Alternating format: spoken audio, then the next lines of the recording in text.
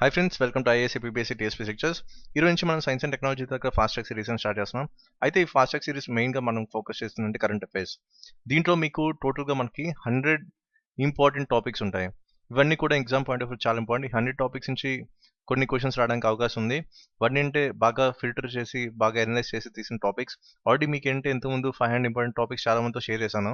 వాటి నుంచి ఇంతకుముందు జరిగిన ఐఏఎస్ ప్రిలిమ్స్ ఎగ్జామ్లో టోటల్ 70% క్వశ్చన్స్ అనేవి ఈ 500 ఇంపార్టెంట్ టాపిక్స్ వచ్చాయి. మేబీ ఈసారి 100 ఇంపార్టెంట్ టాపిక్స్ నుంచి కొన్ని సైన్స్ అండ్ టెక్నాలజీ సంబంధించిన కరెంట్ అఫైర్స్ రావడానికి అవకాశం ఉందని చెప్తున్నాను. నేనైతే గ్యారంటీ అయితే ఇవ్వలేను.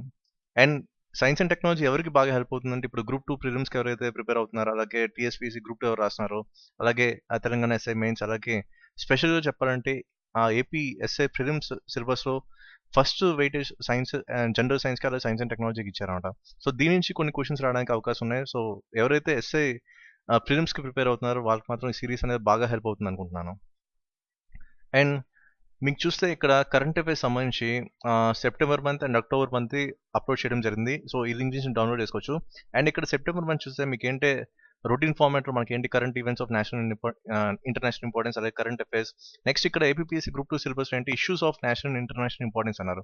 సో మెయిన్గా సెప్టెంబర్ మంత్లో ఇష్యూస్, అలాగే కరెంట్ ఈవెంట్స్, అలాగే కరెంట్ అఫైర్స్ ఇవన్నీ కూడా మీకు సెప్టెంబర్ మంత్లో ఇవ్వడం జరిగింది. అండ్ అక్టోబర్ మంత్ చూసుకుంటే ఇది ఒక సెపరేట్ ఫార్మాట్లో చేశాను, లైక్ క్వశ్చన్ ఆన్సర్ ఫార్మాట్ చేశాను. అంటే మీకు ఏంటి ఎగ్జామ్ పాయింట్ ఆఫ్ లో ఎలాంటి టైప్ ఆఫ్ క్వశ్చన్స్ అంటే maximum high level difficulty questions ఎక్కువ ఉంటాయి, అలాగే లో లెవెల్ డిఫికల్టీ క్వశ్చన్స్ ఉంటాయి.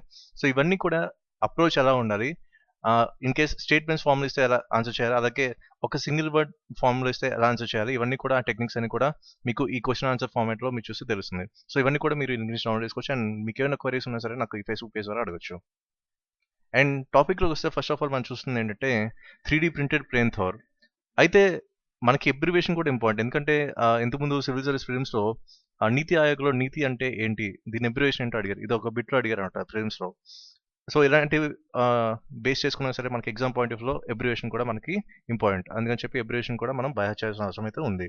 సో థోర్ అంటే ఏంటి, test of high tech objectives in reality. And ఏ కంపెనీ అన్వేల్ చేసిందంటే దీన్ని ఎయిర్ బస్ అనమాట. అండ్ మీరు ఇక్కడ ఇమేజ్ చూస్తే మీకు ఏంటి ఇది large white model air plane, and కంప్లీట్గా ఇది విండోలెస్ అండ్ పైలట్లెస్ అనమాట. సో వీటి మీద మనం ఫోకస్ చేసుకోవాలి. జస్ట్ ఈ పిక్చర్ గుర్తుంచుకుంటే సరిపోతుంది, మనకి ఏంటి కొన్ని బేసిక్ థింగ్స్ అనేవి మనకి తెలిసిపోతాయి అనమాట. అండ్ దీంట్లో కీ ఫీచర్స్ చూసుకుంటే దీంట్లో టోటల్ 3 పార్ట్స్ ఉంటాయి, lighter, faster and cheaper. And maximum parts, ఈ పార్ట్స్ అన్ని కూడా దేంతో చేశారంటే పాలియమైడ్, అంటే 3D ప్రింటెడ్ అనమాట కంప్లీట్గా. అండ్ దీంట్లో ఎలక్ట్రికల్ ఎలిమెంట్స్ మాత్రం వీటితో చేయలేదు, పాలియమైడ్తో చేయలేదు. ఇది ఒకటి కీ డిఫరెన్స్ మనం చూసుకోవాలి. మిగతా పార్ట్స్ అన్ని కూడా పాలియమైడ్తో చేయడం జరిగింది. నెక్స్ట్ ఇది ఆల్రెడీ మీకు చెప్పినట్టు ఏంటిది విండోలెస్ స్మాల్ పైలట్లెస్ ప్రొపెల్లర్ ఎయిర్క్రాఫ్ట్. దీని వెయిట్ చూసుకుంటే మనకి ఎంత ఉంది, 21 kgs. ఇనాగ్రల్ ఫ్లైట్ ఎక్కడంటే మనకి హాంబర్గ్, జర్మనీ. సో ఇది ఒకటి మనం గుర్తుపెట్టుకోవాల్సింది. ప్లేస్ సంబంధించి అయితే జర్మనీ పెట్టుకుంటే సరిపోతుంది. అండ్ కంపెనీ అయితే మనకి ఎయిర్ బస్ అనమాట. జస్ట్ ఎయిర్ బస్ అన్న ఏరోప్లేన్ అన్న సేమ్ ఇంచు ఒకటే మనకి కీవర్డ్స్ కాబట్టి మనకి సినోనిమ్ ఫామ్లో కూడా మనం అలా గుర్తుపెట్టుకోవచ్చు. నెక్స్ట్ ఇక్కడ 3D ప్రింటింగ్ టెక్నాలజీ. ఇక్కడ 3D ప్రింటింగ్ టెక్నాలజీ అంటే ఒక సాలిడ్ ఆబ్జెక్ట్ని తయారు చేయడం. ఎలాగా ఒక డిజిటల్ ఫైల్ని ఫస్ట్ ఫ్రేమ్ చేసుకొని అక్కడి నుంచి ఒక సాలిడ్ ఆబ్జెక్ట్ని క్రియేట్ చేయడం. దట్ టు విత్ ఎక్స్ట్రీమ్ ప్రెషన్, అంటే విత్ ఎక్స్ట్రీమ్ క్వాలిటీ అని అర్థం అనమాట. సో ఇలాగా మనం ఏంటంటే ఒక డిజిటల్ ఫైల్ని ఫస్ట్ ఫ్రేమ్ చేసుకొని అక్కడి నుంచి ఒక సాలిడ్ ఆబ్జెక్ట్ని ఫ్రేమ్ చేయడం అనేది మనకి 3D ప్రింటింగ్ టెక్నాలజీ అంటాం అనమాట. అయితే దీన్ని ఇంకో పేరు ఏంటంటే ఎడిటివ్ మ్యానుఫ్యాక్చరింగ్. ఎందుకంటే ఇవన్నీ కూడా ఒక లేయర్ బై లేయర్ మనం ఫస్ట్ ఫ్రేమ్ చేసుకుంటూ చేస్తాం. అది కూడా మెయిన్గా ఏంటంటే ఒక మ్యానుఫ్యాక్చర్ మెటీరియల్ దొరక సక్సెస్ లేయర్స్ని ప్రిపేర్ చేస్తూ వస్తాం కాబట్టి ఇలాగా ఒక ఆబ్జెక్ట్ అనేది మనం క్రియేట్ చేస్తాం. ఫర్ ఎగ్జాంపుల్ ఇక్కడ ఈ ఆబ్జెక్ట్ అనేది అలా వచ్చింది. ఎలాగా ఏ మెథడ్ ద్వారా అంటే ఎడిటివ్ మెథడ్ ద్వారా, ఎడిటివ్ ప్రాసెస్ ద్వారా. అయితే ఇదేంటే మనకి చాలా పాసిబిలిటీస్ ఉన్నాయి ఎలాంటి ఆబ్జెక్ట్ అయినా క్రియేట్ చేయడానికి. జస్ట్ మనకు ఉండాల్సిందే ఒక రా మెటీరియల్ అండ్ ఒక కంప్యూటర్ జనరేటెడ్ మోడల్ ఉన్న డిజిటల్ ఫైల్. జస్ట్ ఈ 2 థింగ్స్ ఉంటే సరిపోతుంది. మనకి ఏంటి 3D ప్రింటింగ్ టెక్నాలజీ ద్వారా ఒక సాలిడ్ ఆబ్జెక్ట్ని క్రియేట్ చేసుకోవచ్చు.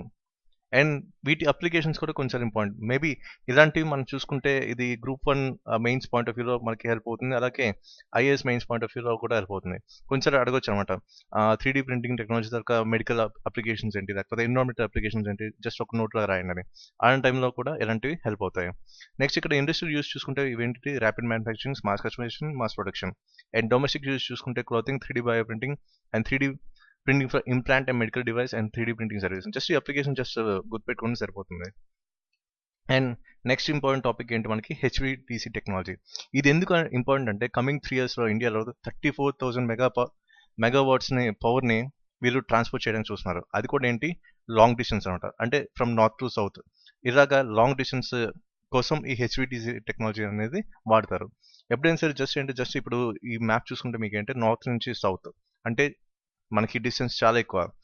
కాబట్టి ఈ లాంగ్ డిస్టెన్స్ పవర్ ట్రాన్స్మిషన్ కోసం మనం ఈ హెచ్విడిసి టెక్నాలజీని వాడతాం. ఇదొక బేసిక్ పాయింట్ అనేది మనం గుర్తుపెట్టుకోవాలి. ఇలాంటి టిక్ డ్యామ్స్ లాంటివి కూడా మనకి ఎగ్జామ్లో వర్కౌట్ అవుతాయి అన్నమాట. జస్ట్ చిన్న లాజిక్ అప్లై చేస్తే కూడా మనం క్వశ్చన్ ఈజీగా సాల్వ్ చేయొచ్చు. అయితే మెయిన్గా వీళ్ళ ఫోకస్ ఏంటి నార్థన్ రీజన్ నుంచి అంటే కాశ్మీర్ నుంచి కన్యాకుమారి వరకు ఈ పవర్ ట్రాన్స్మిషన్ అంటే 34,000 మెగావాట్ పవర్ని వీళ్ళు ట్రాన్స్పోర్ట్ చేయాలనుకున్నారు. సో వాటి కోసం వీళ్ళు ఏం యూజ్ చేస్తున్నారంటే హెచ్విడిసి లైన్స్.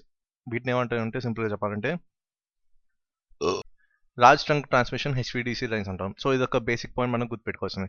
అయితే ఫస్ట్ ఆఫ్ ఆల్ మనకి హెచ్విడిసి అంటే ఏంటి తెలుసుకోవాలి. హెచ్విడిసి అంటే ఏంటి మనకి high voltage direct current. So ఇది దీని basic abbreviation, high voltage direct current. అయితే ఇది ఏంటంటే ఈ టెక్నాలజీ వల్ల ఏంటంటే ఎఫిషియన్సీ అనేది ఇంక్రీజ్ అవుతుంది అనమాట. అంటే ఎప్పుడైతే మనం పవర్ ట్రాన్స్మిషన్ చేస్తున్నాం లాంగ్ డిస్టెన్స్లో దీని తర్వాత ఎఫిషియన్సీ పవర్ అనేది పెరుగుతుంది. ఎందువల్ల అంటే మనం డైరెక్ట్ కరెంట్ యూస్ చేస్తున్నాం కాబట్టి, అది కూడా ఎక్కడ హై వోల్టేజ్లో. అయితే ఇప్పుడు జనరల్గా మనం ఇప్పుడు చూసుకుంటే మనకి ఫర్ ఎగ్జాంపుల్ మీ ఊర్లో ఒక పవర్ స్టేషన్ ఉంది. దీంట్లో ఏం జనరేట్ అవుతుంది, డైరెక్ట్ కరెంట్ కాదు, ఆల్టర్నేటివ్ కరెంట్. అయితే ఈ ఆల్టర్నేటివ్ కరెంట్ అనేది మ్యాక్సిమం దీంట్లో చాలా వరకు ఆసిలేషన్స్ ఉంటాయి. అంటే మ్యాక్సిమం ఆసిలేట్ అవుతుంది. ఎలా అంటే ఒక 50 or 60 సైకిల్స్ పర్ సెకండ్ ఆ టైప్లో మనకి ఆసిలేషన్స్ ఉంటాయి. అంటే అది హై డిస్ట్రిబ్యూషన్ గ్రిడ్ అవ్వచ్చు, లేకపోతే లో డిస్ట్రిబ్యూషన్ గ్రిడ్ అవ్వచ్చు. అయితే ఈ మ్యాక్సిమం ఈ ఆసిలేషన్స్ అనేవి మనకు కనిపిస్తాయి. అయితే ఇది ఆల్టర్నేటివ్ కరెంట్లో మనకు కనిపిస్తుంది. అదే మనకి ఇప్పుడు డైరెక్ట్ కరెంట్ చూసుకుంటే మనకి ఆసిలేషన్ అనేది జరగదు, ఆసిలేట్ అవ్వదు అసలు. సో ఇది ఒక బేసిక్ డిఫరెన్స్. సో ఆసిలేట్ అవ్వకపోవడం వల్ల మనకి ఏంటంటే ఎనర్జీ అనేది తక్కువ పోతుంది అనమాట. సో లాస్ ఆఫ్ ఎనర్జీ అనేది తక్కువ అవుతుంది ఎప్పుడు ట్రాన్స్మిషన్ చేసేటప్పుడు. సో ఇదొక బేసిక్ ఫీచర్, అంటే బేసిక్ డిఫరెన్స్ మనం ఐడెంటిఫై చేయాల్సింది ఆల్టర్నేటివ్ కరెంట్ డైరెక్ట్ కరెంట్కి. ఇలాంటి క్వశ్చన్స్ బ్యాక్గ్రౌండ్లో కూడా మనకి రావడానికి అవకాశం ఉంది ఫిజిక్స్లో, కాబట్టి ఇవి కూడా మనం చూసుకోవాలి. అయితే మెయిన్గా ఇదొకటి మనం ఫోకస్ చేస్తాం. నెక్స్ట్ ఇంకోటి ఏంటి మీకు చెప్పినట్టు ఇప్పుడు లాంగ్ డిస్టెన్స్లో మనకి ఏంటంటే వేస్తున్నారు హెచ్విడిసి టెక్నాలజీ యూస్ చేస్తున్నారు. అదే మనం మామూలు జస్ట్ ఇప్పుడు ఆల్టర్నేటింగ్ కరెంట్ యూస్ చేసి ఇంత హై ట్రాన్స్మిషన్ లైన్స్ ఇంత లాంగ్ డిస్టెన్స్ వేస్తే మనకి ఏంటంటే చాలా వరకు ఎనర్జీ అనేది లూస్ అయిపోతుంది. ఫర్ ఎగ్జాంపుల్ ఒక 3000 కిలోమీటర్స్ వేసుకుందాం. ఒక 3000 kilometre long DC transmission line అనేది వేశారు. ఇప్పుడు దీంట్లో ఏంటంటే ఒక 800 కేవీ అనేది పవర్ జనరేట్ అవుతుంది. దీంట్లో ఒక 5 to 10% మాత్రమే ఎనర్జీ లాస్ అనేది ఉంటుంది, పవర్ లాస్ అనేది ఉంటుంది. అదే మనకి ఏంటంటే ఈ డీసీ కాకుండా ఏసీ మనం యూస్ చేసే దీనికి డబుల్ అనమాట, అంటే ఒక 20 to 25% దాకా ఎనర్జీ లాస్ అనేది ఉంటుంది. సో దీనివల్ల మనకి ఏంటంటే అడ్వాంటేజ్ అవుతుంది దీనికి డైరెక్ట్ కరెంట్కి, ఎందుకంటే ఎనర్జీ లాస్ అనేది తక్కువ అవుతుంది కాబట్టి. సో ఇదొక మెయిన్ ఇంపార్టెంట్ ఏరియా మనం ఫోకస్ చేయాల్సింది. అండ్ రోజుకి మనకి ఏంటంటే ఈ హెచ్విడిసి డిమాండ్ తరక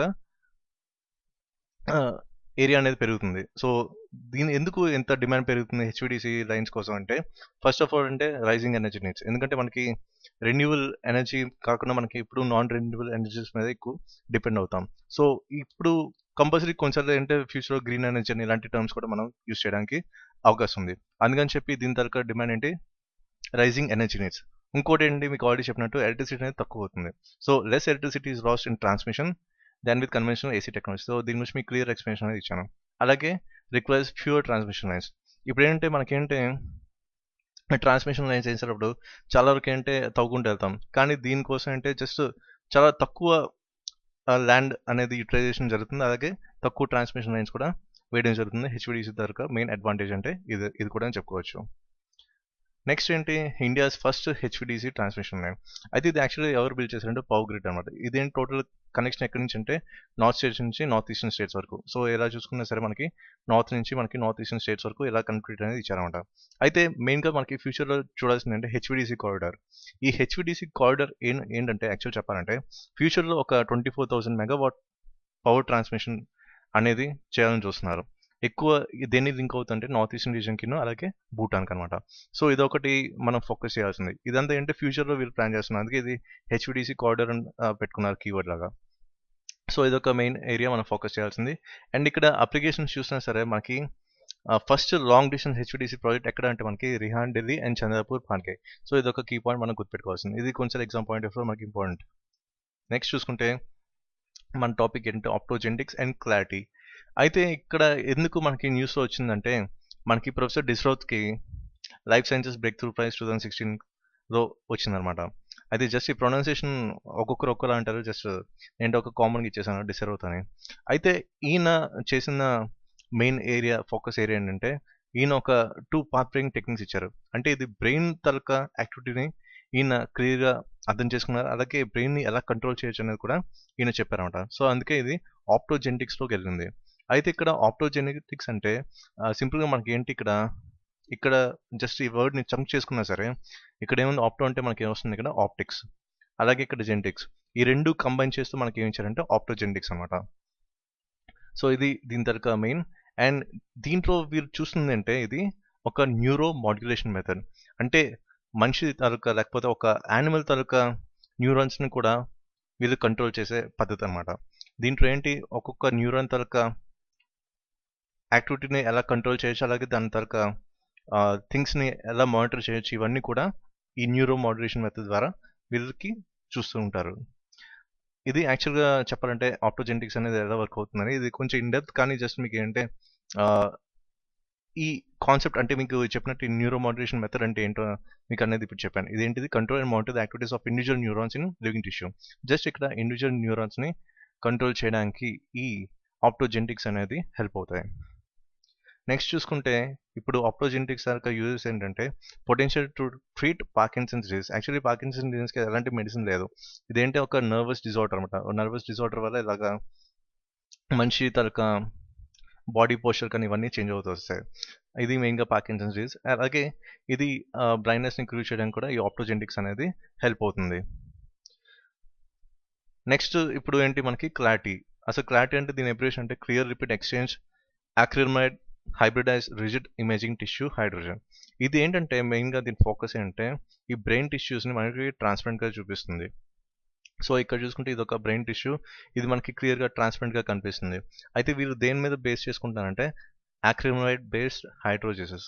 జస్ట్ ఈ కీవర్డ్ని గుర్తుపెట్టుకొని సరిపోతుంది, ఇది మనకి అంత ఇన్డెప్త్లో అవసరం లేదు, ఎందుకంటే ఇది just group 2 point of view, next SI exam point of view కాబట్టి మనకు అంత ఇన్డెప్త్ నాలెడ్జ్ అవసరం లేదు. జస్ట్ అంటే జస్ట్ కీవర్డ్స్ మీద ఫోకస్ చేసుకుంటే మనకు సరిపోతుంది. మెయిన్గా ఇక్కడ మనం ఫోకస్ చేస్తుంది ఏంటి, బ్రెయిన్ టిష్యూ ట్రాన్స్పరెంట్, దేని బేస్ చేసుకుంటే acrylamide based హైడ్రోజెస్, that's it. Next చూసుకుంటే మనకి ఏంటి ఆర్టిఫిషియల్ ఇంటెలిజెన్స్. ఇది మనకి ఎందుకు న్యూస్లో వచ్చిందంటే ఈయన మారున్ మిన్స్కీ, ఈయన actual pioneer of artificial intelligence అనమాట. ఈయన ఏంటి January 24th చనిపోయారు అనమాట. సో అందుకని ఇది మనకి న్యూస్లో ఉంది కాబట్టి కొంచెం ఆడడానికి ఛాన్సెస్ ఉన్నాయి. కాబట్టి ఈయన పేరేంటి మారున్ మిన్స్కీ. మీరు జస్ట్ అంటే ఒక తిట్టుకోకండి, దీన్ని విస్కీ అని కూడా మనం పెట్టుకోవచ్చు.